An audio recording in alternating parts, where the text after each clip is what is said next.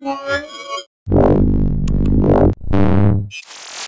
I'm Roland with MobileGeeks.com and .de, and we're right here at Computex 2013 in Taipei, Taiwan. And what we got right here is a Lenovo consumer-oriented Windows 8 tablet or Windows 8.1 tablet, depends on when it's coming out, which Intel couldn't tell us because we're at the Intel booth and not at Lenovo's, right? So the thing is, this is a 10-inch model that's got a 10-inch display running at 1366 by 768 resolution. There's an Intel Clover Trail in there, so this is the Intel Atom Z2760. That's a dual-core chip running at 1.8 gigahertz. It's combined with 2 gigs of RAM and at least 32 gig of SSD memory. What else do we have?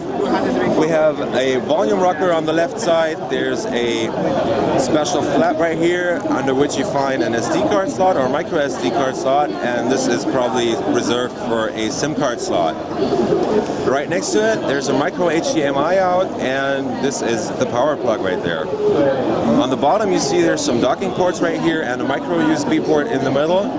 So you'll be able to put that in that dock that this nice guy next to me is just stealing from us right now. And on the right side, there's basically pretty much nothing going on. And on top, we have the headset jack and the power button right there. The whole thing looks to be made from aluminum, but when I knock it like this, it sounds pretty much like plastics, but the feel of it is actually feels like aluminum.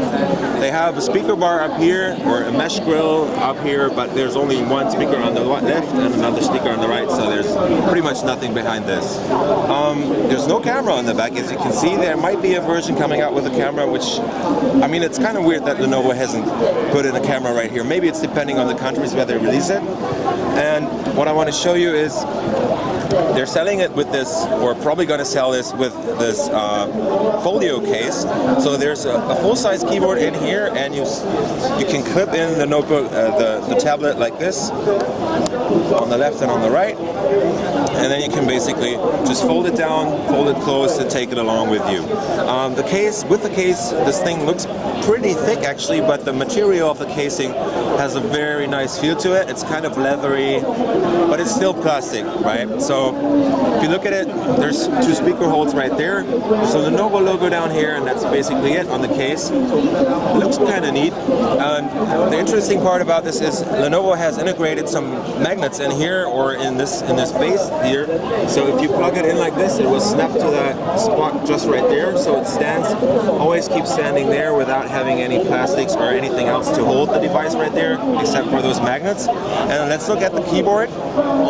It's the typical Lenovo Island style keyboard in a slightly reduced form, so they basically have the same size. The main keys are all the same size, as you know it from the IdeaPad and ThinkPad notebooks, but the key travel is actually not as much as on the notebooks.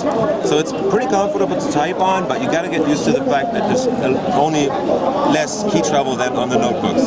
Another thing is they have a good sized left shift key and a decent sized right shift key, which might be interesting for some people, but the arrow buttons are kind of tiny, so they're bigger on the normal notebooks. The typing experience actually feels pretty good, so it's mostly dependent on the shape and the size of the keys actually on the keyboard. Well, that was Roland with Mobile Geeks, and this is the Lenovo MIIX 10 at Computex 2013. Thank you.